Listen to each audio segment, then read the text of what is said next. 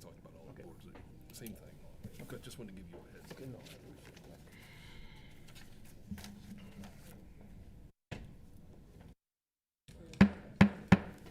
Welcome, everybody, to the Lower Paxton Township Board of Supervisors meeting, March 10th, 2026. Let us all rise for the Pledge of Allegiance, which will be led by Supervisor Lindsay.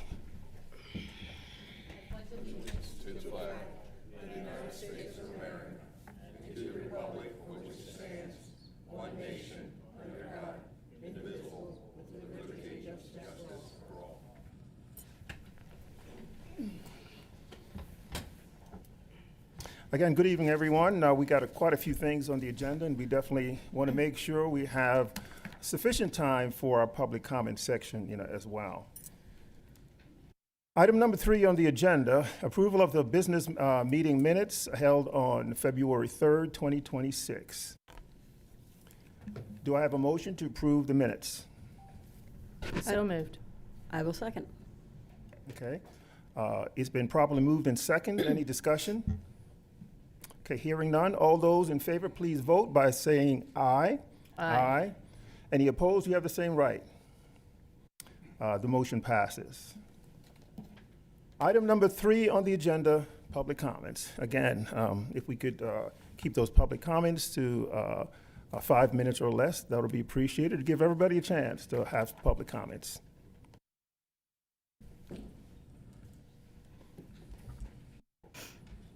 Anthony Cristello, 3940 Walnut. So last week, John, I'd asked you about the stormwater fees from the Harrisburg Police Athletic League. What'd you find out? You said you needed a week. Have they been paid? Well, first of all, that's a stormwater. That's an fee. authority issue, right? All right. Now, Have any payments been made as per the minutes from August 2025 where they gave them a 4-year deal? again, I would recommend connect with the authority on that particular bill. John, you told me last week you were going to look into this. Now, we got the chairman of the Harrisburg Police Athletic League sitting up here as a supervisor who owes $4,800 to the township. I understand it's in collections. Sewer bills haven't been paid.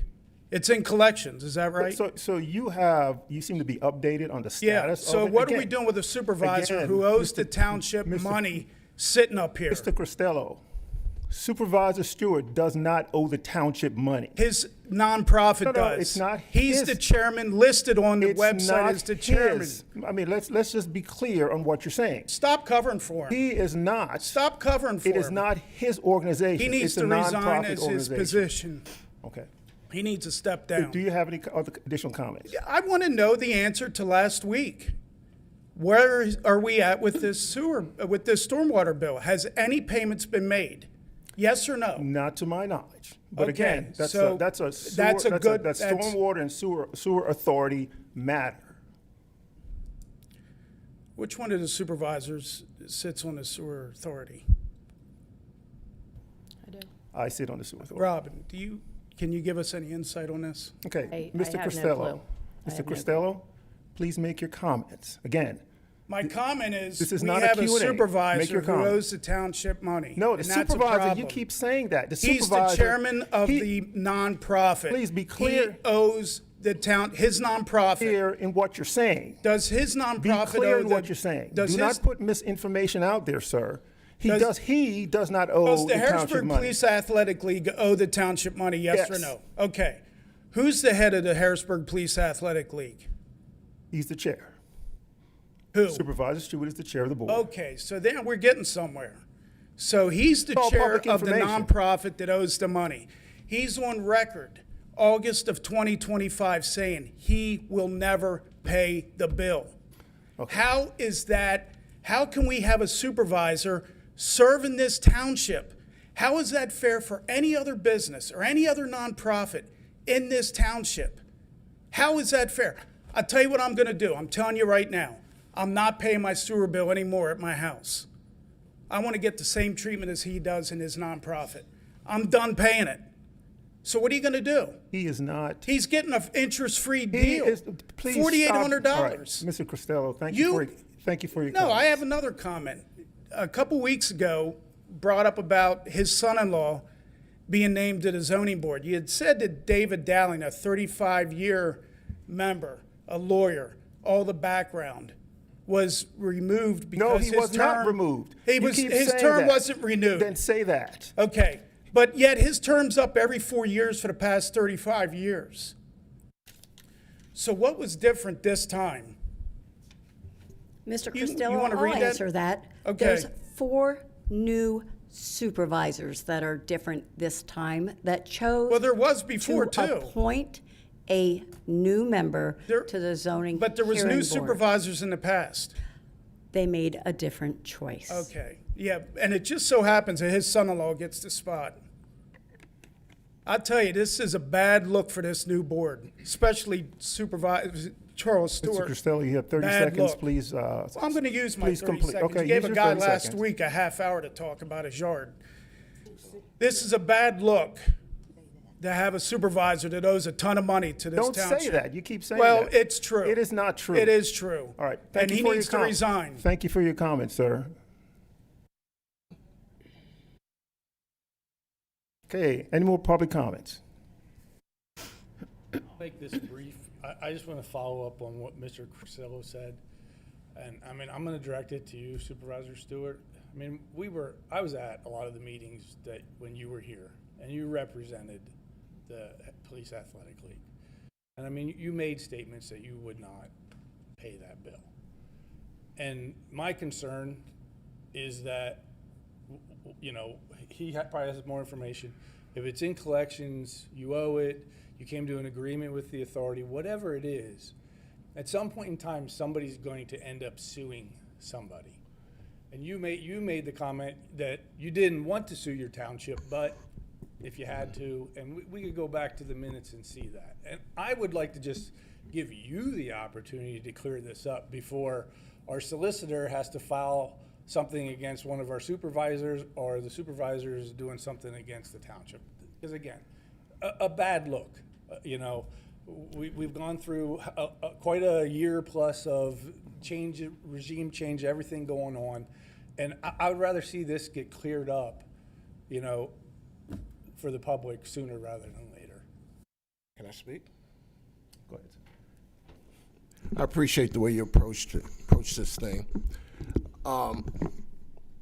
Previous person that spoke is entirely wrong. What I did say, I will not pay the bill. It's not our bill. We took over a building that was abandoned for 6 years. We put $200,000 in that building. We didn't ask the township for a dime. I understand. I remember. So the township wanted to go back and charge us for 4 years that the building was vacant. That's not an HPAL bill. The previous board and the board prior to that understood that and said, well, one board member actually told me to get an attorney. And I said, no, I don't want to sue the township. The other board says, well, we'll try to get it off. Well, I said, fine, it's not my bill. It's not in collections, as it's being said. It's not in collections. But it's a bill that Harrisburg Area Police Athletic League does not own. That's not our bill. I So, understand, but let me finish, please. Go ahead. Let me finish, please. So this being brought up is something that just gives him something to argue about. But yeah, I said Harrisburg Area Police is not paying the bill. Now, if the township wants to sue us, even if they put it in lien, we're gonna sue. Or Harrisburg Area Police is gonna sue. The problem was when the building was vacant. See, nobody says anything about us taking care of over 200 families and kids. Nah, nobody cares about that. But when it was vacant, what they should have done, because we paid for a title search that cost us almost $4,000. Whoever had it last this township failed to put a lien on it. So when we went to get the property, there was no lien. So I had 2 searches. searches, Yeah, 2 title searches. I'm sorry? your title searches revealed no liens on the. Absolutely no lien. I did 2 title searches. No lien. So if there was a lien on the property before Harrisburg Area Police Athletic League got the property, then of course we would have had to pay it. There was no lien. All right. So, But I'm just going to interrupt just a second. that's okay. Go ahead. Because I fully understand, because I was here for the past year plus that you've got up and said that stuff. Right. So I understand where you're at. But we're also at a tipping point where something has to happen. Something has to give. Because this isn't a good look. No matter how you look at it, something has to give where it has to be corrected. Well, It has to be taken care of, and it has to be resolved. Then the township needs to follow the proper paperwork against Harrisburg Area Police Athletic League and take their shot. Because Harrisburg Police Athletic League, again, is not paying a bill that's not theirs. We pay the bills are being paid now, sewer, runoff, whatever that is. Ever since we got it from day one, we paid the bills. See, nobody said anything about the building when it was sitting over rotting out for 6 years. It took us 2 years to investigate to find out who even owned the property. So the township had just blew it off. We got it, we refurbished it, we doing good work there. We got kids there and that are thriving and that's having a great. great time. So, he couldn't come after me. So he trying to come after my son-in-law. So now you're coming after kids from Harrisburg Area Police Athletic League. That's pathetic. And all I'm asking is that this board and the solicitor looks at the situation and come up with a resolution. Fair enough. Well, okay. Thank All you. right, thank you, sir. Appreciate you. No, we need for, no. Still got 30 seconds. Number You one, had your he chance, sir. He Give- misspoke. Let's give other He people a misspoke. He chance got to the make property public for comments. $1. Who cares what the condition was? Let's give other people. Cares what the condition of the property was? Let's give other people a chance to make public comments. Yeah, all right, well, Okay? let's let him get away without paying a bill. Please have your seat, please. Thank Let him you. get away without paying a bill. Thank you. Other people want to make public comments. Go ahead. Please have Listen, a seat. He needs to step down and supervise. Mr. It's Costello, that please simple. have a seat. Yeah, he's a bum. Please have a seat. No personal attacks here, please. If you can't control yourself in this meeting, then you shouldn't be here. Thank you. Hello, good evening.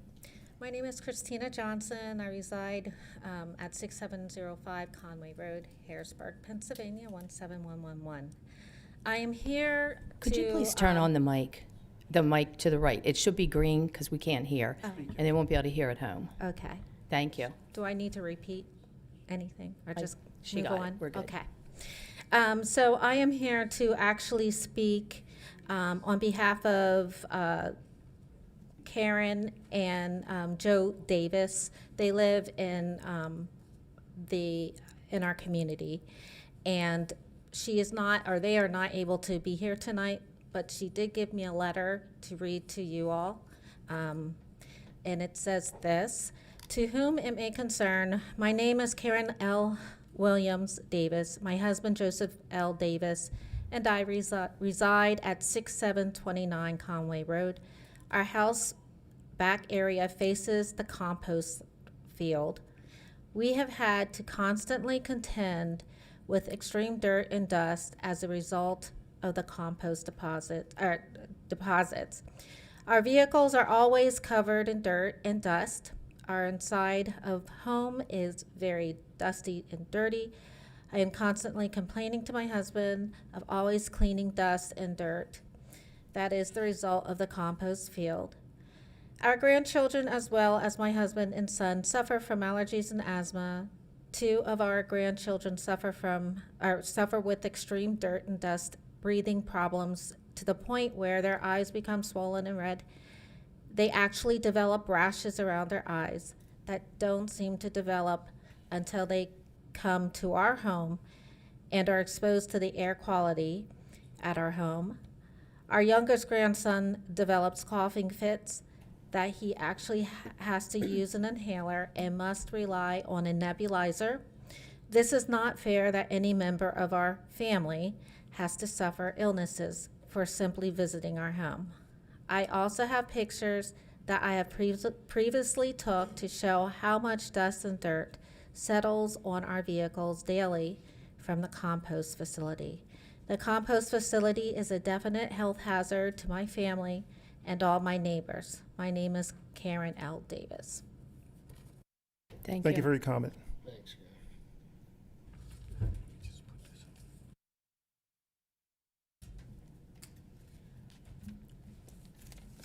And I would also like to yield the rest of this time to my husband, Steve. Great. Good afternoon, manager, board supervisors. Thank you for the opportunity to speak here this evening.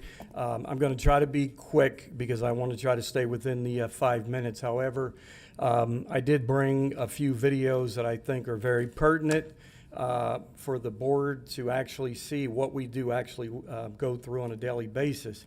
So I'm here tonight to express a growing concern and frustrations regarding the ongoing nuisances caused by the Lower Paxton Township compost site, which operates just 90 feet from my backyard.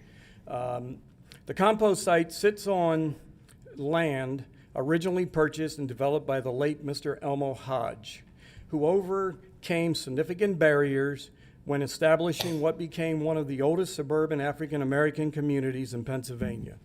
After many homes were built, the township acquired the land from Mr. Hodge with the stated intent to create a community park. Instead, the township turned it into a landfill, again, only 90 feet from the existing properties.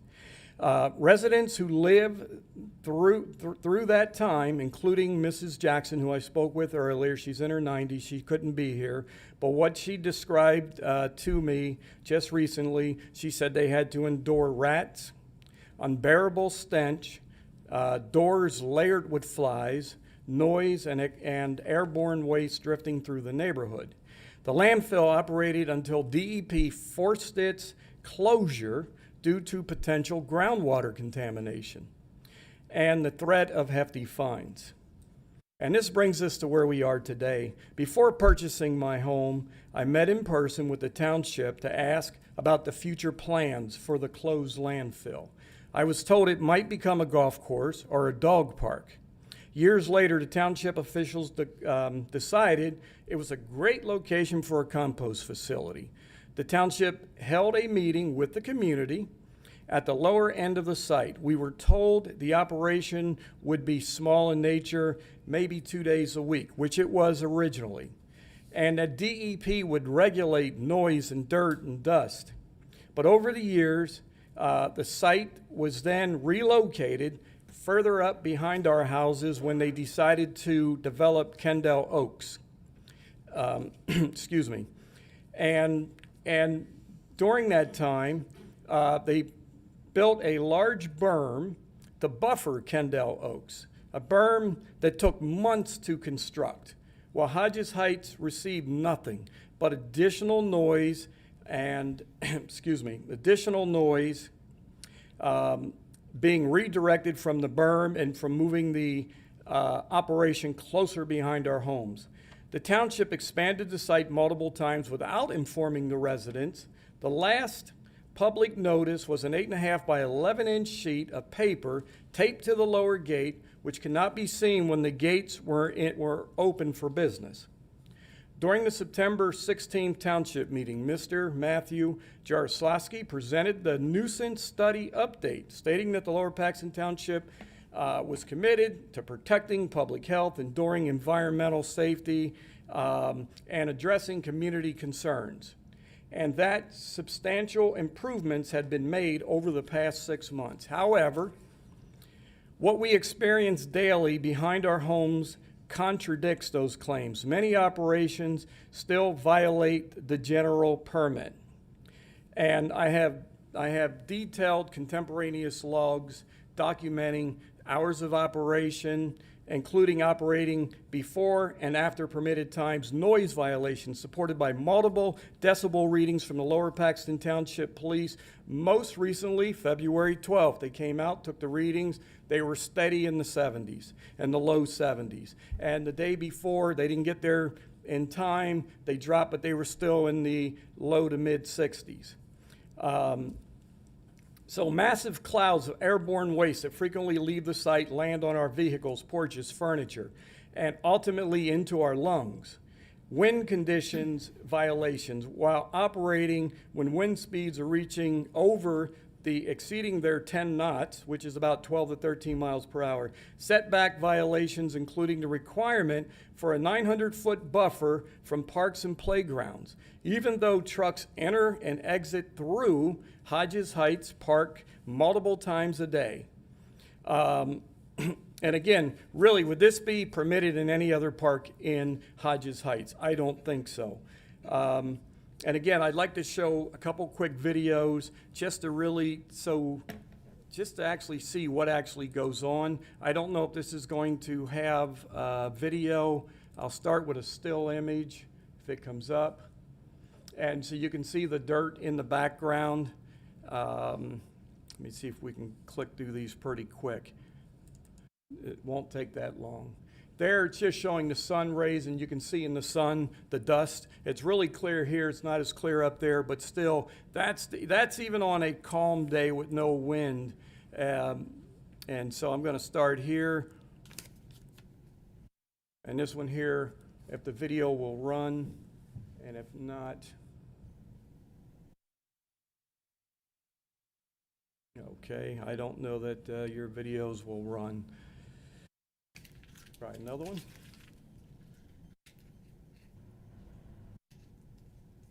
Okay, I have to assume you don't have software to actually play the videos. Up here we go, I'm sorry. Wind gusts persist, 26 miles per hour is reported by the National Weather Service. And you can see the flag back Observed there. by The the winds flag that day within were the 26 township. miles per hour, Still and they're still operating. the grinder. And you can smell the dirt, you can see the dirt exiting and blowing off-site. So it's a little harder to see there, but You can But see the the dirt- grinder. if you can see it on here, it's pretty thick. And I'm going to go ahead and go to the next one if I can.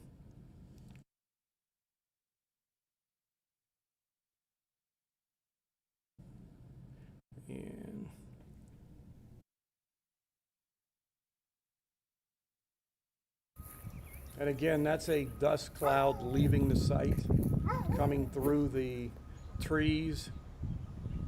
And again, it's not very clear up here, but I will send these videos to you. If you're looking here, you can see it clearly. And the gates are left open. They were open all day Sunday. They were open all day Christmas Day. The upper gates, they don't close them. And again, this is just off my backyard. And that's a trash truck leaving. Again, they don't have the sound on here. You would hear the trilling from that particular truck. But you can see that, yeah.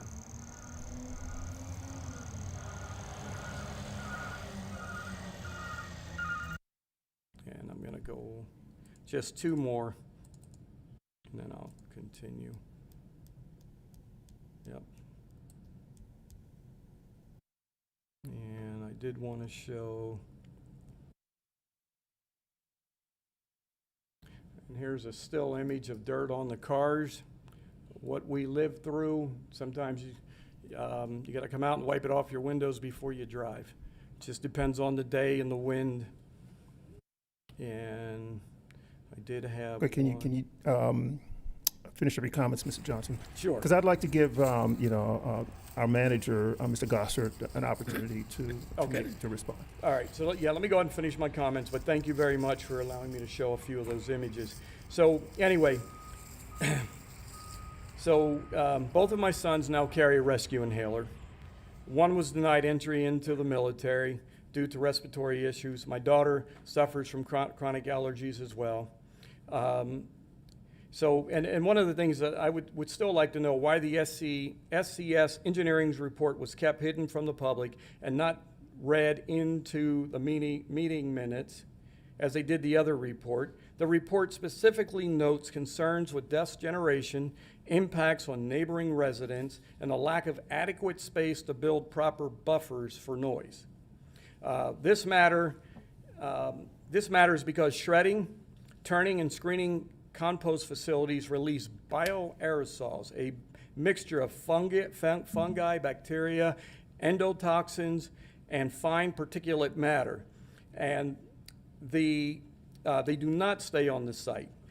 They drift into the surrounding neighborhoods. Children and elderly are at greatest risk. Major scientific studies, there's several of them, Harvard, American Heart Association, World Health Organization, EPA's Integrated Science Assessment. They all talk about this particulate matter at what they refer to 2.5 micrometers. Ultra-fine particles travel deep into the lungs, enter the bloodstream and lymphatic system, and even the brain, causing inflammation, cardiovascular stress, and long-term health damage. So given all this, and I'm going to go in closing here, I would ask that the township, I would like to know why the township originally purchased a different tract of land for this facility, but only to sell it, turn a profit, and then place the operation 90 feet from our residential neighborhood. You know, was it because someone initially had understood that putting this operation so close to these homes was not appropriate? I couldn't locate any other compost site in Pennsylvania adjacent to a residential community. And so, again, our own township slogan is good environment and great for a great community. But what my community has experienced behind our homes is not great, and it is not good government. So finally, I say, I will close by asking the board to uphold Article 1, Section 27 of the Pennsylvania Constitution, and in part it reads, the people have the right to clean air. They have the right to pure water. They have the right to preservation of the natural, the historic, and the aesthetic values of the environment. And so I would just ask that this board really take a look at what's going on at the township. I literally have, all these videos were after the issues were corrected, and I have over 100 videos. Okay, and we have been taking a good look at it. So at this point, Mr. Gossard, would you like to address some of those comments? Yes, and Mr. Johnson, I, as you know, this board can't go back and undo what past boards have done or evaluate their decisions or know why they made decisions and why they didn't. I just know in 1988, Act 101 was passed by the state legislature, and that required municipalities of certain sizes to remove woody waste from their waste stream. And most municipalities ignored it for a good period of time. But eventually it catches up to you, and DEP finally starts applying their pressure for us to comply with their mandate. At that time, we needed a place to put the woody waste. Unfortunately, behind your house is where it ended up, on a retired landfill that likely was not going to be able to be anything else for at least a significant period of time. DEP has given us a permit and has renewed that permit several times. In light of your complaints, they are very well aware of your complaints. They've been to your house, they've monitored air, they've done those things. I know those videos that you're taking coincide with some changes in management and those things happening here at the township. And we are taking your complaints seriously, but we still need to continue to find a place to put the woody waste. It has to go somewhere. And we can't continue to accumulate it and not break it down into a much smaller form so that we can get it back out off the site. So it has to happen on that site. We are, the board today, actually, we spent a lot of time together with our engineers going through many different projects and what's going on in the township and how we are getting grant money, the projects that we're applying that grant money to, what we're doing, and obviously the compost facility question arose, and we went through the history and discussed a lot of different things that we can do. Moving forward, you know, we have the windsock out there, so that when the wind is blowing in a certain area, we're not going to be grinding, and when the wind picks up at certain speeds, we're not going to be grinding. This year, this past budget year, we've removed from the permit or those being able to obtain permits, commercial entities outside of the township, and residents from outside the township. So nobody can come in from outside the township. All this woody waste is being generated in the township by our residents. And unfortunately, we still have a contract in place with West Hanover Township to receive theirs, so they continue to bring their woody waste here as well. We'll continue to work on this issue. DEP is well aware of it. They've given us a nuisance control plan. We are doing everything we can to adhere to that nuisance control plan. I know you probably want to hear we're shutting it down tomorrow. That's something we can't do. Our waste contract requires us to requires them to pick that up, and this is the only place we have for it right now. And to remove it from beyond our borders or to some other place is going to be a significant trash increase for all of our residents to do that. I really truly appreciate those comments, and I will be sending a letter to Secretary Jessica Shirley of DEP, because, you know, once again, I understand you're looking to try to resolve it, but again, I think that our neighbors are at risk. When I go out back and I can't breathe because, I mean, and again, I'll send you a link to the videos so you can actually see them. You can really see the dirt coming off site, and also to multiple studies that has linked, you know, that particulate matter, because when you're grinding and it's sitting out there, mold and bacteria and fungi grow on it, and then it goes airborne. And, you know, every day I can wipe off the table on my back porch after grinding, and it's got a film on it. Okay. So that film is we're breathing. All right. So, okay. But anyway, thank you. I appreciate it. Thank you, Mr. Johnson, for your comments. Other public comments? Mr. Miller.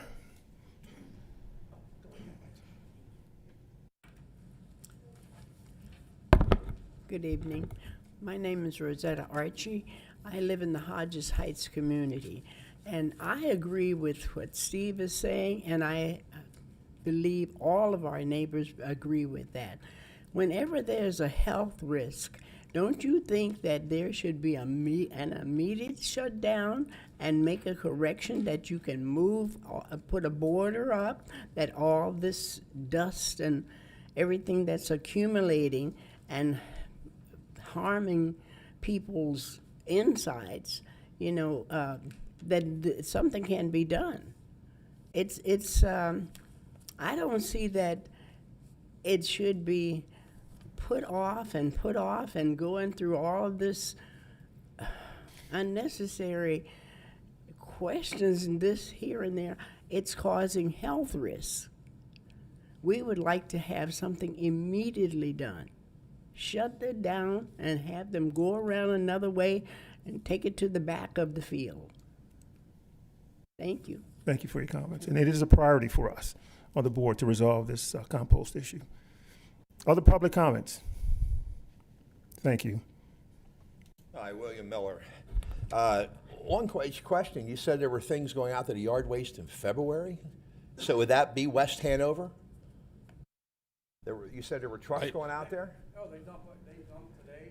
Somebody was in there today dumping. The only thing I can think is possibly turning the leaves that are there. Yeah, because as residents, we can't get in there, but it's open. It's always open. And I'm not gonna, we've had other discussions on a building with misters, paving the road. But I do think I don't know if they're gonna be able to control the ingress and egress right now in terms of when they go in, but you can control it with an electronically operated gate that's gonna give you a time and date stamp. That's been mentioned for a couple years here. I don't think those gates should be left open for a lot of reasons, and people just shouldn't be able to go in there at any old time, and I think that would be money well spent. It's going to be needed one way or the other. And again, at the end, closest down to where you enter from the newer homes there, that land you have, if I'm looking straight ahead at the wood where the township logo is, it's as much land as the blue wall. It continues for a larger distance. So you have a lot of room for your sliding fences. I just wanted to mention, you know, we're getting into the fire hydrant season. I just wanted to revisit the fact that Veolia had promised to have people out there painting these hydrants this summer, and hopefully the board will hold them accountable for that. And that we also, as a township, we worked very hard. This winter showed that a lot of hydrants got buried. I plow the one at Goose Valley. I mow the area at Goose Valley Road and Colonial to keep it open. There's trees and branches there. But I think that we have a lot of ordinances. I don't know if we have one for cleaning fire hydrants, and it might be good to revisit that because we didn't have it this winter. And that homeowner is, well, I can't do it. Well, your neighbor can help you. We don't have a good neighborhood policy in some areas, and some we do.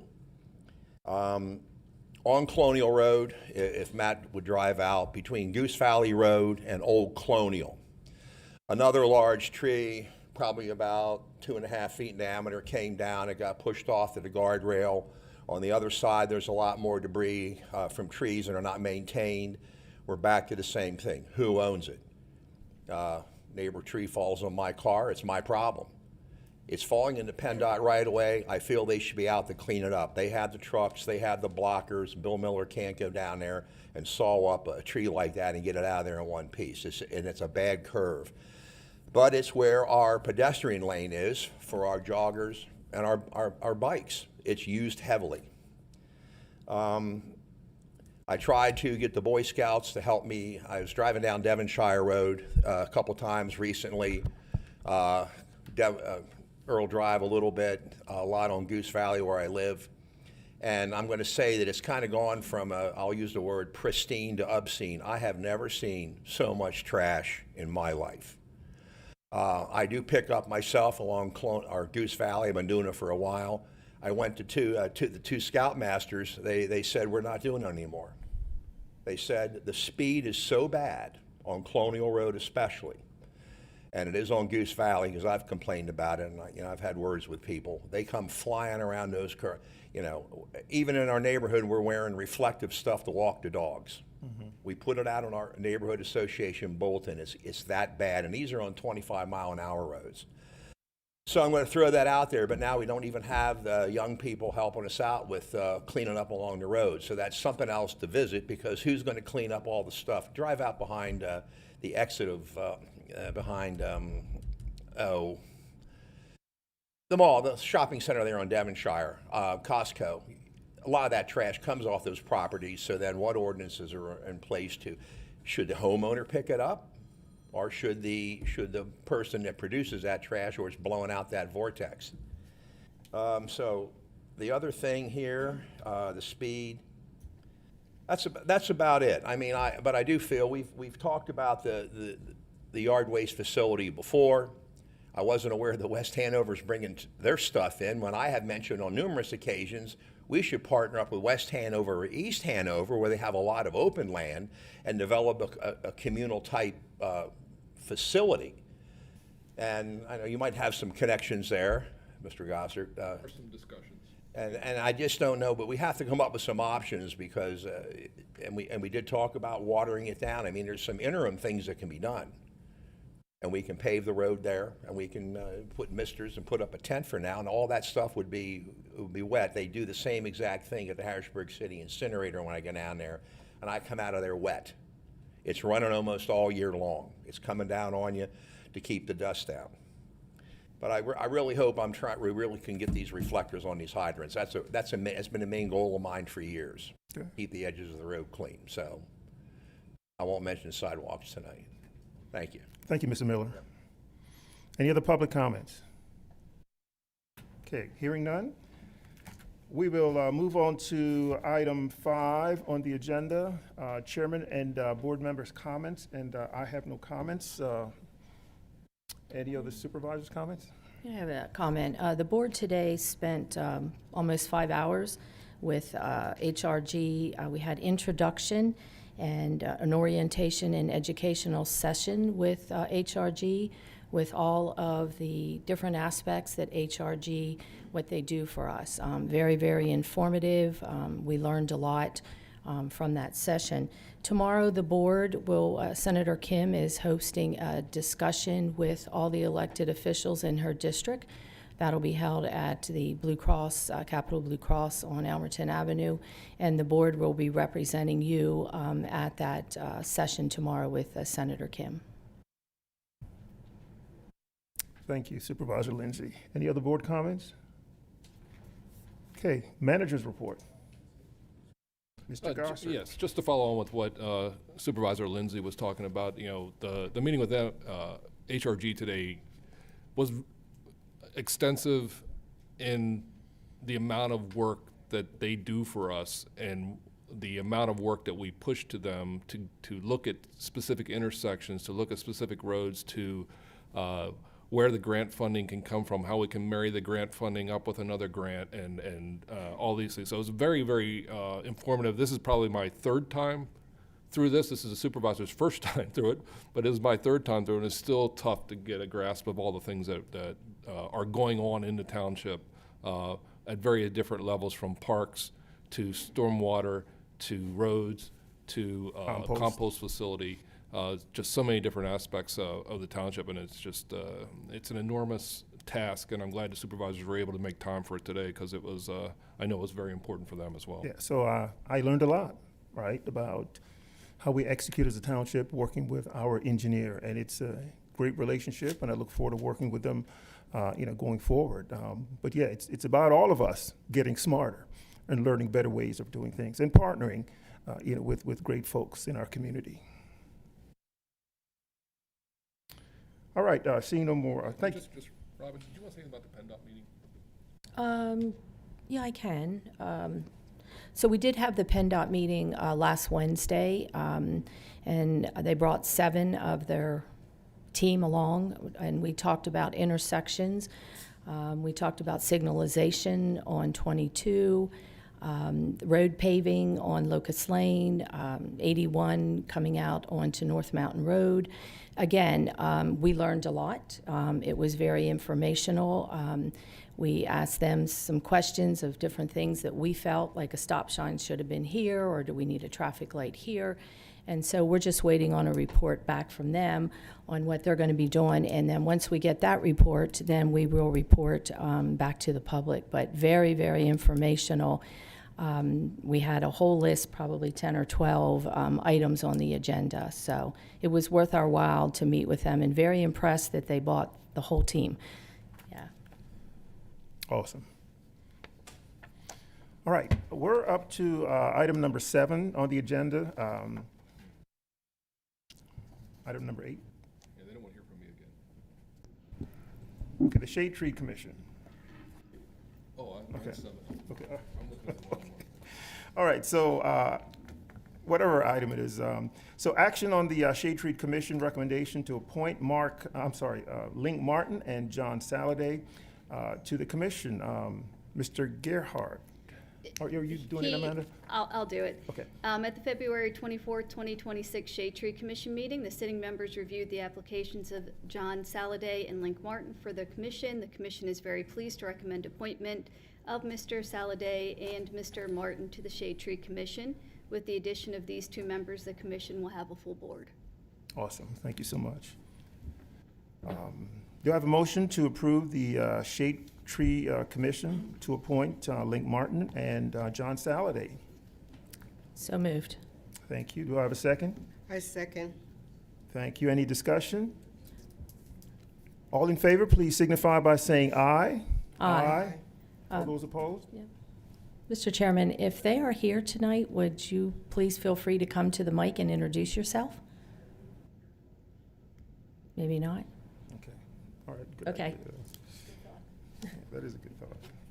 All right, on to item number 8. Discussion regarding proposed zoning ordinance, amendments, and authorization to advertise for adoption. Ms. Zerby. Yes, good evening. Draft Ordinance 2602 amends Chapter 203, the zoning ordinance as adopted by the Board of Supervisors on May 19th, 2025. Staff is recommending amendments to the ordinance due to errors and conflicts in the adopted language. These amendments will correct ambiguity within the adopted ordinances and correct conflicts and inconsistencies within a few of the sections of the ordinance. Over the last 9 months, staff has been tracking issues that we have found through utilizing the ordinance as a working document. The amendment proposed will correct these issues. There are 14 amendments. I can give you a quick review of those 14 amendments so you have them prior to advertisement. Okay. Article 2, definitions. General definitions modifies the definition of a boarding house to help with enforcement in residential neighborhoods. There's a more defined language and definitions for garage sale and treatment center. These were omitted from the current ordinance. The amendments reflect the language and permitted use districts as in the 2006 ordinance. Article 3, District Regulations 313, General Standards for all accessory uses and structures, to allow an unenclosed residential porch to encroach 15 feet into the required rear yard setback. This will reflect the language from the 2006 ordinance. This change back to 2006 language provides greater opportunity for residents with smaller lots the ability to construct a porch or deck. Article 3, District Regulations, to add new language into 3061, age-restricted residential development. The language will set forth requirements for age-restricted residential development within the township. This was a permitted district in the previous ordinance and was omitted. This language is being added back into the ordinance. Article 3, District Regulations 313, General Standards for all accessory uses and structures, to include a new subsection to establish standards for garage sales within the township. This details standards and will provide additional clarity. Article 3, 314, specific standards for all accessory uses and structures for all zoning districts except TND and NDD districts. Subsection J, to increase the maximum height of storage buildings within the township for lots greater than 1 acre to a height of 25 feet, which reflects the language in the previous ordinance. Article 4, Overlay District 402, Environmental Overlay District, subsection A, to remove contradictory language in the section. The language provided setbacks that are directly contradictory within the section. Article 4, Overlay District 404, Residential Retirement Development, subsection F, for a combination of age-restricted and non-age-restricted development areas, to require that a minimum of 80% of all single-family, detached, twin, and townhouse dwellings be occupied by at least one person 55 years of age. This language is simply to bring the section into compliance with the federal requirements. Article 5, Supplemental Regulations 501, Screening and Landscaping, to remove the word required for the fence setback and instead recommend the setback of 12 inches to the property line. Article 5, Supplemental Regulations 511, Fences and Walls, to add additional regulations for fences and walls within the township. Additional language is being added to provide flexibility for fences on corner lots. This language reflects the previous ordinance and will allow corner properties to have a 6-foot-high fence on the accessory front yard as long as the fence extends only to the rear of the dwelling. The new language also provides the ability for zoning officer discretion to allow a taller height of fence to address specific hazards within the front yard. Article 5, Supplemental Regulations 516, Parking of Commercial Vehicles, to remove reference to vehicles bearing commercial advertisement. The current language prohibits residents from parking work vehicles with company names in their driveway. Article 6, Standards and Criteria for Conditional Use, shall be amended to remove 617, Home Occupation, in its entirety from Article 6. Home occupation was placed under Article 6, Conditional Use, and should instead be a special exception in Article 7, as it has been in previous ordinances. Article 7, Standards and Criteria for Uses by Special Exception, shall be amended to add a new 741 Treatment Center and a new 742 Home Occupation with specific standards and criteria for each use. Article 13, Zoning Hearing Board, to increase the size of zoning hearing board from 3 to 5 members and their respective terms from 3 to 5 years. There was an editorial mistake made, which reduced the zoning hearing board to 3 members with no alternates. This amendment will take the zoning hearing board back to 5 members with 2 alternates. Article 3, District Regulations 305, District Regulations Overview, Table 1, Table of Authorized Principal Uses, and Table 2, Table of Authorized Accessory Uses and Structures, have been amended accordingly. The tables reflect the changes as we've discussed. That is an overview of the proposed amendments. We are seeking approval to advertise for the public hearing on April 21st. Well, first of all, thank you for your presentation. I think it was important for the township to hear a summary of all of those amendments.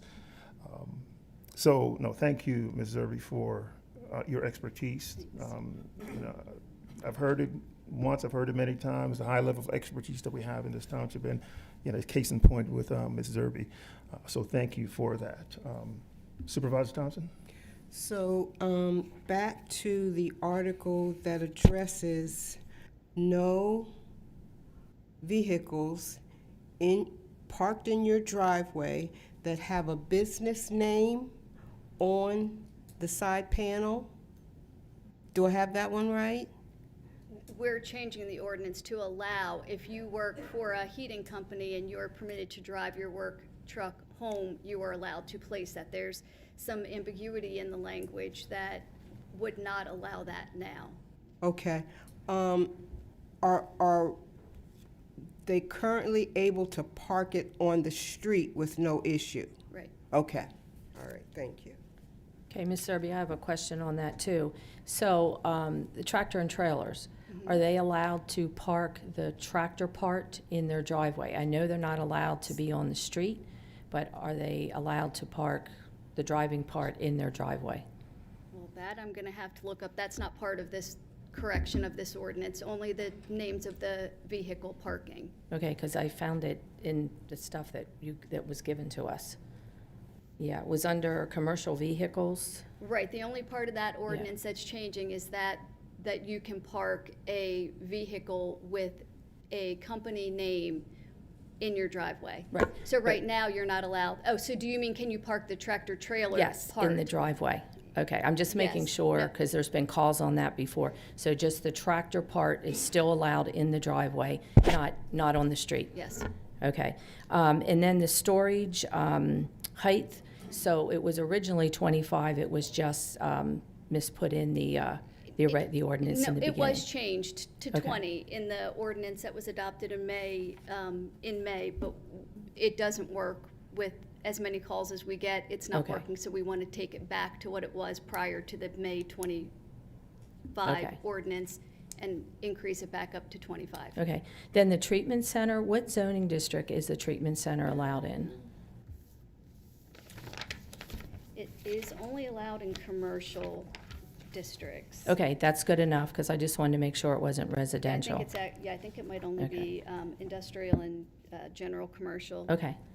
And then the boarding house is totally taken out? No, boarding house has a more intense definition, and Is that allowed in R1? no. No, okay, And treatment centers are special exception in commercial and light and general industrial only. okay, okay. All right, thank you. Where do Airbnbs fit in? Under what article? They're listed under short-term rentals. And they are permitted in village district, and as far as residential districts, they're allowed in village and agriculture and conservation districts. They're not allowed in R1 and R2. Okay, thank you. All right. Fencing. Yes. Can you please explain to me not only the changes, but just fencing? How is that permitted in the township? What you described sounded for me a little convoluted about front yards, possible setbacks, It is maybe not. convoluted. Could you help me explain how Yes. a homeowner would know what they were and were not permitted to do? Yes, so we do have information available on the website to try to help with that, with some images. But corner lots especially are very, it's better just to have people call. But the language here expressly goes to corner lots. So if you have a corner lot, the front of your house where your front door faces, the street that your front door faces, is your front yard. The side of your house that does not have your front door but still abuts a street is also a front yard. But we'll call it the accessory front yard. So you can only have a fence 4 feet high in your true front yard. This ordinance is saying that instead of only being able to have a 4-foot high open style fence on the accessory front yard, you can now have a 6-foot privacy fence as long as it is behind the dwelling unit. So we've run into a lot of problems in the last couple months with people really experiencing trouble, especially with pets, not being able to put a 6-foot high privacy fence on what is considered the accessory front yard, if that makes any more sense. It does. Okay. And also, 12-inch, this new ordinance required a 12-inch setback. We have never done that before. We always recommend it so that you can go on the other side of your fence and maintain it.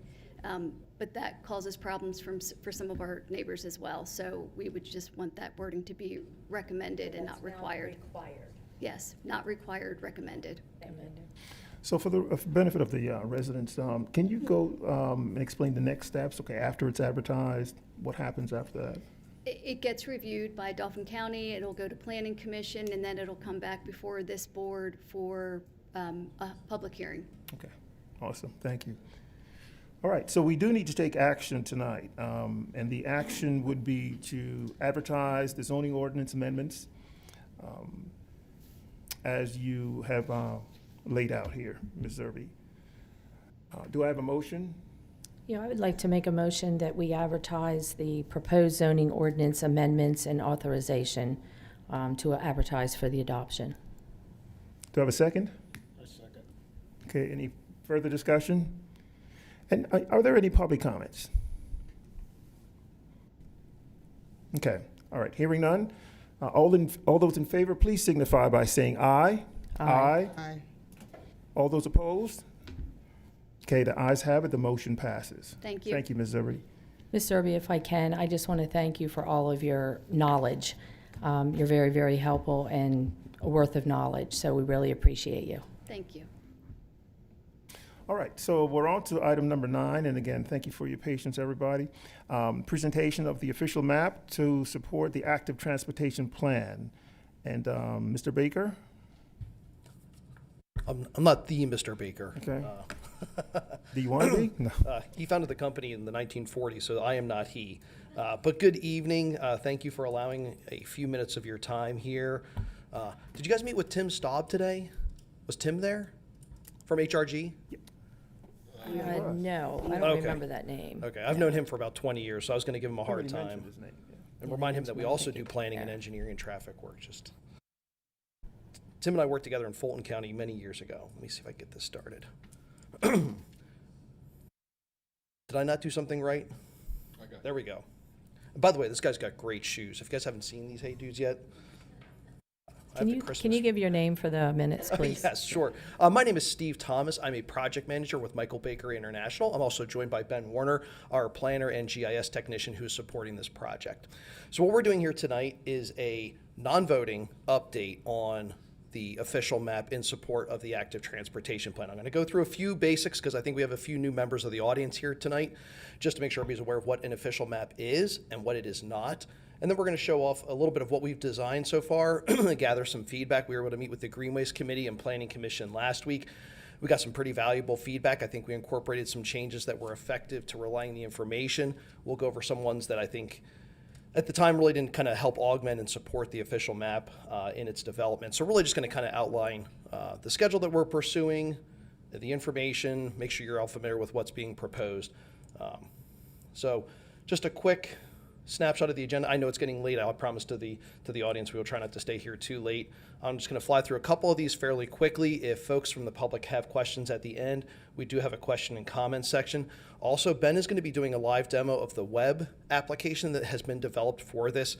In today's society, we're finding that the paper maps are moving towards the web-based format. It allows folks to zoom in, and your staff has been extremely supportive in that process and making a web application that I think is much more accessible. However, we do have paper copies because, again, it's, paper copies don't lose batteries, but we just want to make sure that we're going to show off what we've designed so far and help address any questions. Okay, there's no test on this slide, but what I wanted to share, as your attorney's aware, is that the Municipalities Planning Code in Article 4 does allow for an official map of the township.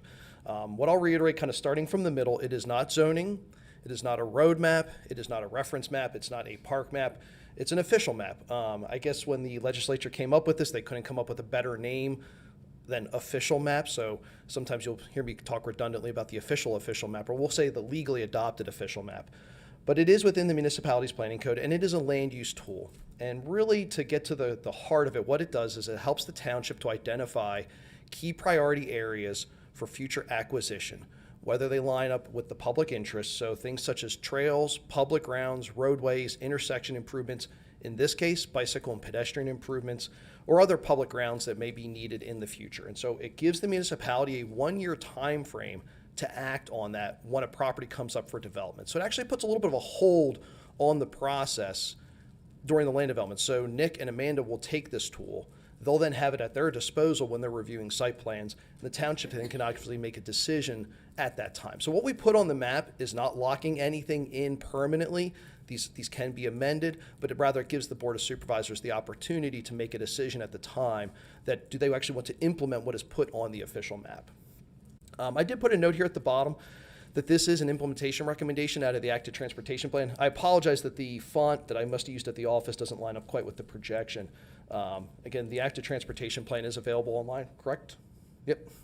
Rachel's giving a nod, so if anybody wants to go ahead and read that, they can do that. What I would also say is that while we are referencing the active transportation plan a little more clearly through this process, the official map does support your comprehensive plan as well. That's a key component of Section 4 of the MPC. I would also reiterate, too, that the official map is not a regurgitation of the bicycle and pedestrian plan, of the active transportation plan. So it's not solely focused on that, even though really the community has identified those as key opportunities to be addressed. So just real quick on the snapshot on the schedule, if you remember, we came here just after Christmas, so we got underway. We started into the official map and ordinance development over a couple-week period, coordinating with the staff level. We pulled all that information together. I believe the attorney's already reviewed the draft ordinance, which is up on the website.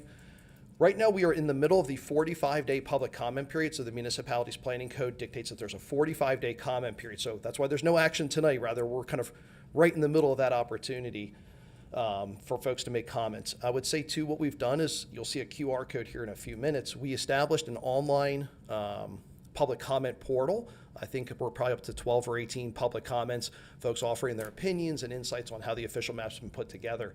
So we really wanted to make sure that we were being transparent with this process. As I mentioned last week, we were at the Greenways Committee and the Planning Commission. We got good feedback from them. Here we are tonight at the Supervisors Workshop. And then we are slated for a public hearing and adoption at the April 7th meeting. That will be advertised. I actually sent all the language over to Amanda about a week or two ago. So that'll be put in the newspaper as per any other ordinance or adoption. So this is kind of the quick snapshot of the schedule.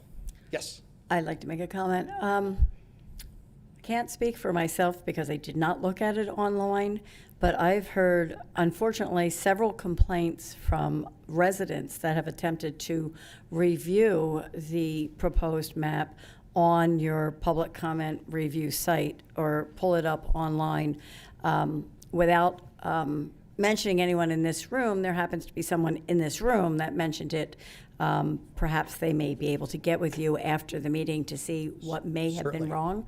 But I just wanted to say there's some public out there that are frustrated because they feel they can't see enough to comment. Okay. That's great. And what I would say, too, is I don't know where the map went, but when we came for the Planning Commission meeting last week, we left a paper copy. So if you need an additional paper copy, we'd be glad to provide one so that the way, if they don't have access to internet technology, they can show up here and look at it. I'll also make sure that Ben, when he gets back, he's writing down notes right now, we'll make sure that the internet credentials are working so that folks can access the mapping tool. What I would say is the way we're proposing right now is that the print copy will be the legally adopted official map, and then your online tool will be simply a representation. So if people want to see what the official map actually says, they'll come in. But I appreciate that feedback, and if we hear that, we'll make sure to check to make sure the credentials online are working. Part of the municipality's planning code requires that adjoining municipalities, the county planning commission and the township planning commission be notified that you are adopting and preparing an official map. So I simply wanted to share that we did do all of our due diligence. We did outreach to the adjoining municipalities as well as Dauphin County. Dauphin County had a few comments, and they were actually here at the planning commission meeting last week and provided those. I think Nick sent a summary up of those. I just wanted to put an asterisk here. To date, I have not heard from any of your neighbors. So I guess that's a good thing. But we did share it with the Planning Commission and the Greenways Committee. What I will say too for the adjoining municipalities is when we went into design work of the official map, we ensured that your exterior connections also lined up with the connections in Susquehanna Township, West Hanover Township, which also have an official map. And then same thing for the neighboring municipalities. We want to make sure that there was consistency across the board, because we all know that bicyclists and pedestrians, they don't always understand arbitrary municipal boundaries. When they're riding their bike or they're using a pedestrian mode of transportation, they just know they want to go to point A to point B. They don't always know that they're crossing through different municipal boundaries. So we want to make sure that that was consistent. If I may, out of the townships that are there, you're just saying that West Hanover's the only one that has an official map? Susquehanna does as well. Susquehanna does, okay. Yes. Do you know if the other ones are working on it or no? Not that I'm aware.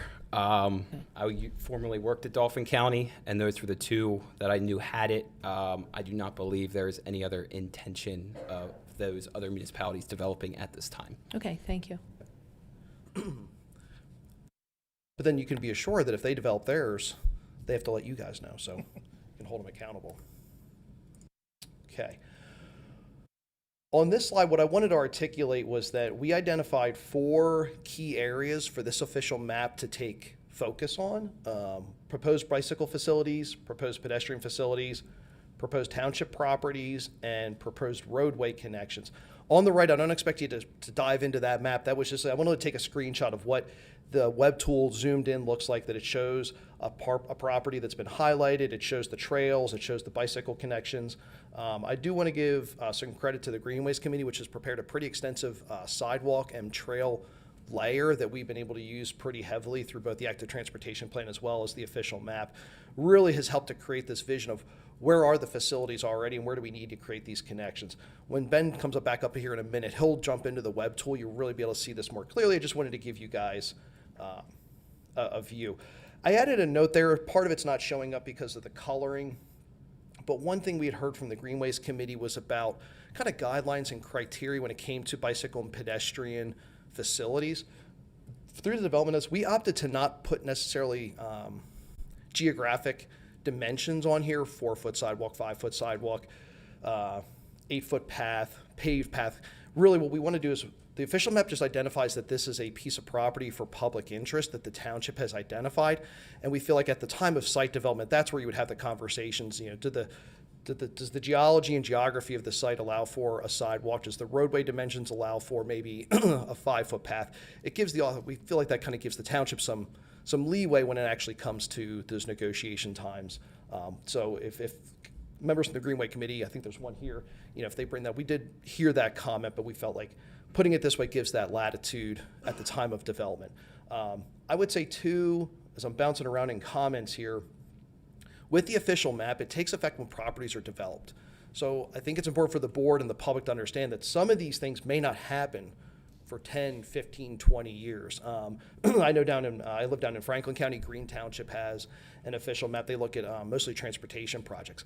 And some of them have been on there for 10, 15 years, however long their official map has been. So it may take a while, but we think this also gives some credibility to future planning that the township may pursue. And again, it gives them an opportunity when land development plans come around. So as I mentioned, this is the QR code, and what we can do when we kind of finish up, we can actually come back to the screen for members of the public. It is on the website if they want to go and give comments, but we created a QR code that they can go online, scan this. They have access to both the map itself as well as the adoption ordinance, and then they can drop comments to us, which so far has been pretty effective. And again, the public comment period ran from February 16th, and it closes on April 2nd. That is our 45-day required period. I think we actually might have an extra few days in there just to just to be sure that we're appropriately covered. So what I'm going to do now is I'm going to turn it over to. Oh, do we have any question? I'm sorry, but if people can't access it, the 45 days really is for naught. Right. So for folks that have trouble with access, if they contact you, I would recommend that they come into your office and you can provide a paper copy. We can come in and we can provide a larger format print copy. I don't know if you want to give out a bunch of 34 by 44 maps, but they have opportunity to view it. We could definitely print out a copy of the draft ordinance as well and send that over to you. I know Rachel and Mike have the copies of those documents as well. All right, thank you. Yep, so we can make sure they're publicly available at your facility if somebody has any questions. You said that you left a large map at the planning Yeah, I don't commission? know. Nick's out with the flu. I think Nick may have grabbed it. It's floating in the halls of the school, I guess. Yeah, I was here, and I think if you would put that in the lobby, I think then, you know, people, you wouldn't be bothering the staff. They could come in, they could look at it, they could take a picture of it. I'll make sure, I'll find it tomorrow. Okay. Ben's gonna have a quick comment on the mapping, and we're here to kind of tag team. We'll do it the Abbott and Costello routine. Okay. If you guys have questions. Go ahead. Thanks, Steve. So while we're on the topic, so we heard comments last week, both at the Greenway and the Planning Commission meeting that, and I completely agree, there's a lot of information on one large map. So we broke it up into 3 maps. They're 34 by 44, big, large format. We will leave these here at the township tonight. For the ease of viewing for individuals, it's a lot easier to see with the map broken up onto 3 maps instead of just one large map. So as Steve mentioned, also kind of in addition to the static map, we have the interactive web map. And we heard some recommendations as well last week about possibly doing a demo to the public just so they can familiarize themselves with how the online tool works. So the link is on the website. When you open the draft official map, there's kind of just, I'll call it the disclaimer here that it's not for official use. It's not adopted yet. We're still in draft comment. So again, this looks like the printed static map right now with all the layers turned on, everything kind of piled on top of one another. But the nice thing with the interactive mapping tools is you're actually able to go over and turn layers off. So we can turn everything off for the ease of viewing. And then let's say somebody's interested in just seeing where the proposed bike or trail with road improvements are located in the township. I will say with this, kind of some brief descriptions, the proposed bike or trail with road improvements, you'll probably see, you're familiar with the township. There's areas on here that probably you're like, those are not safe in the moment to be biking, to be walking on because of how the road terrain is, topography, etc. So that's why we kind of indicate those with road improvements. If there is a land development that it has to get an HOP and then acquire right away and do improvements, that's where these areas can come into effect. Proposed mixed-use paths throughout the township. Same thing. If a land development comes in, there's some right-of-way at the frontage of their property. Maybe it's at the rear of the property. Maybe they want to run a mixed-use path through a residential neighborhood, kind of regulating these areas on the official map. Proposed sidewalk. Throughout development of the official map with staff, there was discussion about future parks and where there may be land that may come up for sale that could be possible future parks. So those areas are highlighted here on the official map. Same thing, maybe not so much parkland, but for future public lands, public facilities, community centers, etc. There's a couple properties highlighted. And then there are also some proposed roadways I'll highlight here. Steve mentioned there were a lot of connections into Susquehanna Township. This connection matches right up to Continental Drive in Susquehanna Township. Their official map shows connecting into Lower Paxton. So again, we wanted to match all of those specific connections. If there's any comments that there's just a lone road, that's kind of the background on that information. And then we also included on the official map some key existing features. So there's existing trails. Steve mentioned the Greenway Committee sidewalk layer. It's been a great tool for helping us show where there's existing infrastructure and where there are the gaps. So we included that on the official map. Same thing with walkable paths. Schools are always important as well to show how we can provide connections into school properties so students are not walking on main roads without any facilities. And then our existing parks and township-owned properties. Same thing in the left corner. If you want to turn stuff on and off, there's multiple options. One other thing I did almost forget to mention last week during the Planning Commission meeting, we heard about adding the voting precincts. So we also added those in as well to the official map. I will say adding those on to the static map kind of made it very more convoluted and very difficult to see. So for the time being, we left them off the static map and with the intent of viewing it on the online application because it's easier to see and there's already a lot of lines going on, but open to feedback and recommendations. That's kind of what I got for the... Could you show me the township-owned property? However you Yep. So magically maneuver your map. Yep. So kind of here in the right corner, we can turn them on and off. Or in the left corner here, turn them off. And when you say township-owned property, you're not just talking recreational property. You're talking about all properties owned by the township? Correct. So we pulled the Dauphin County parcel layer, working with the township GIS guy, and he sent us anything that was tagged as a township-owned parcel that was tagged as township-owned property. And would this include, and I don't know whether it's owned by the sewer authority or owned by the township, but would this include property, say the sewer authority would own it as opposed to the township? Yep.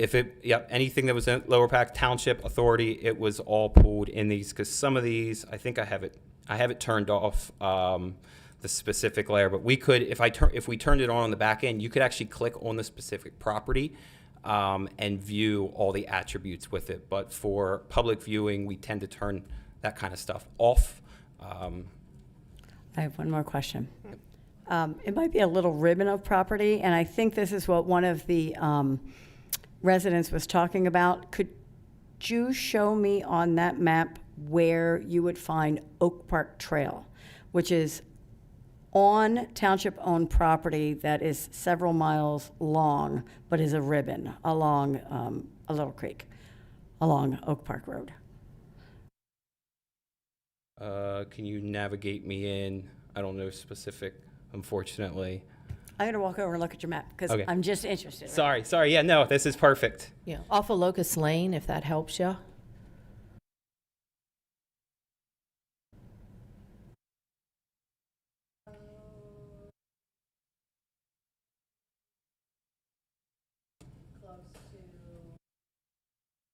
Close to 83. Sorry.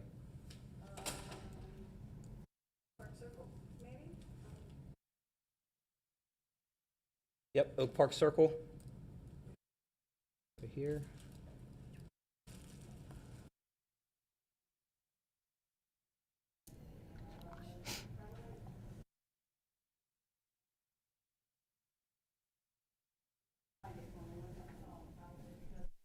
Oh, okay.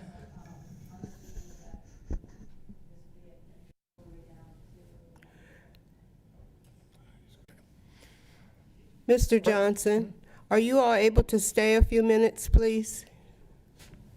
All right. Thank you. Okay, I'm gonna say thank you for your presentation, and I just had a question. okay, go ahead, Supervisor Lindsay. So under effect of controls, I had a call late this afternoon, and they said, oh, I understand you're buying the Colonial Park Mall. I said, I don't think so. But it said in there that the township could purchase land 1 year after. So I think the person, he told me he was going to watch. Could you explain that, please? Yes, I'm glad your solicitor's here too. They can answer the question too. But Okay.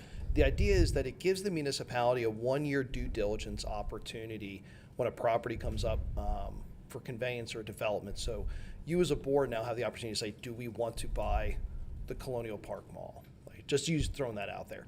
And you have your deliberations internally to make that decision. Is it the right investment, the right opportunity for the township at the right time? The official map does not obligate you to any commitment in any type of in the future. So you can look at this and say, we provided, let's say we put a bike trail on Devonshire, and you guys say, you know what, that really doesn't fit the community needs right now. You just don't pursue it at that time. But it kind of gives you that opportunity to pursue it when it would actually come up.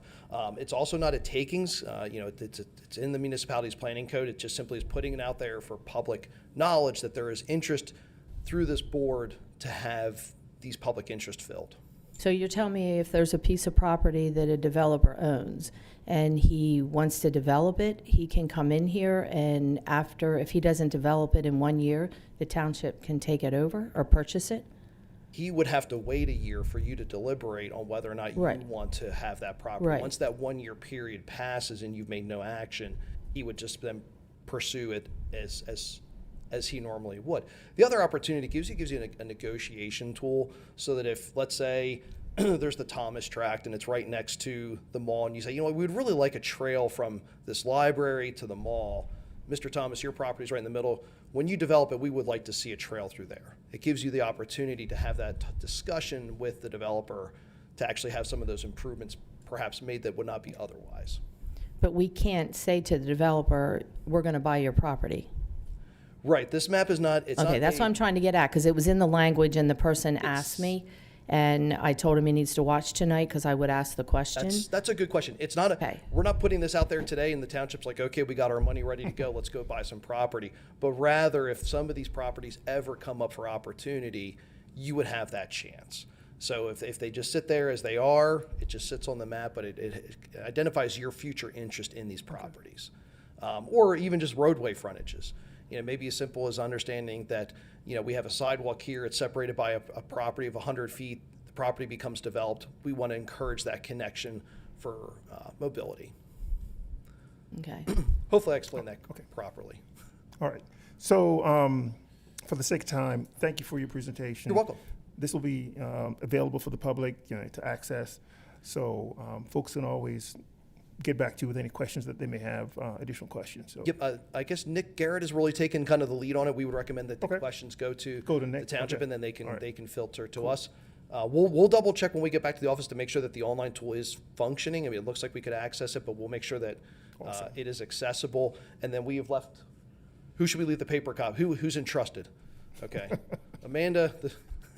Is entrusted with the paper copies. So this way, if residents have questions on the map itself, here are copies that they can take a look at in your office. Thank you, Mr. Thomas. Thank you, Mr. Warner. Appreciate you guys And then being we'll here. be back on April 7th. All right, awesome. All right, we have a couple of items to finish up our meeting with. And the first one is the action to approve, that's item number 10, action to approve a change order for Coons Memorial Park and Centennial Acres Court Improvement Project. Ms. Scott.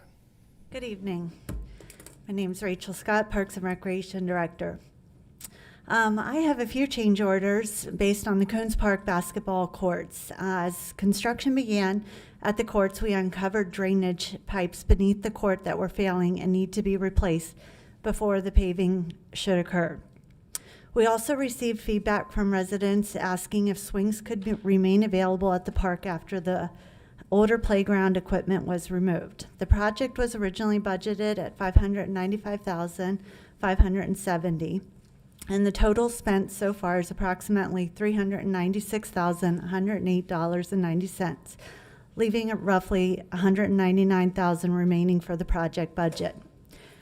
Tonight, I'm requesting a few change orders to address the drainage work and install a two-way bay swing while the project still remains well under the approved budget. Change order number 1 is for a drain pipe replacement in the amount of $11,698.50.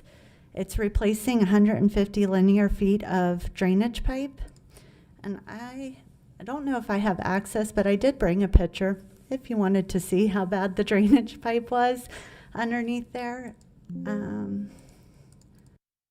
Let's see, and show. Director Scott, who's going to do the work? SLC Excavating is already out there doing the work. All right. I'm willing to trust you. Okay. Yeah, it's okay. Then I'll keep it moving. Change order number 2 is the two-bay swing installation, and that's in the amount of $11,128. As identified in the Coons Park Master Plan, the full playground replacement isn't anticipated for several years. Installing swings now maintains a popular amenity at the park, and users have expressed during this interim period. At this time, I would also request a motion to amend the agenda to include change order number 3 in the amount of $1,509.30. After the agenda was prepared, an additional under drain basin was discovered beneath the courts that should be addressed prior to paving. Because of this not being included in the published agenda, I'm requesting a motion to amend the agenda and then a motion to approve change order number 3 as well. Okay. All right, so we'll have to amend the agenda, right? So do I have a motion I make that motion to amend the agenda for change order number 3 for the under drain work as described by Director Scott. Thank you, Supervisor Scheib. Do I have a second? I second. You said it was for $1,500? The third, correct. Change order? Correct. Okay, any further discussion? All in favor, please signify by saying aye. Aye. Opposed? Okay, ayes have it. Okay, the Thank agenda you. has been amended. All right, so at this point, I'll entertain a motion to accept the change orders 1, 2, and 3, as presented by Ms. Scott. I move to accept change orders 1, 2, and 3 as presented by Director Rachel Scott. Do I have a second? I second it. Okay, any further discussion? All in favor, please signify by saying aye. Aye. Any opposed? You have the same right? Okay, ayes have it. Thank you, Ms. Scott. Appreciate it. Okay, the final item on the agenda is action to solicit request for proposal for legal services for Lower Paxton Township. That's for our solicitor. So at this point, do I have a motion to solicit request for proposal for legal services for Lower Paxton Township? So moved. Okay, is there a second? I second. Okay, any discussion? Any public comment? Okay, seeing none. All those in favor, please signify by saying aye. Aye. Aye. Any opposed? Okay, ayes have it. All right, we're at item number 12 on the agenda. Any announcements? Any announcements? I'm just going to make one announcement. We are now 11 days away from spring. That means recreational programs. Please check our Parks and Recreation website for an update on what you can do in the nice weather. Thank you, Supervisor Scheib. Any other announcements? Okay, I do not have any, hearing none. That concludes our meeting tonight. I want to thank everybody for their patience and their questions, their comments. We covered a lot of ground tonight, so thank you for being here and being a part of the process. Do I have a motion to adjourn the meeting? So moved. Second? Second. All those in favor, please signify by saying aye. Aye. Ayes have it. Thank you all again for being here. Good night.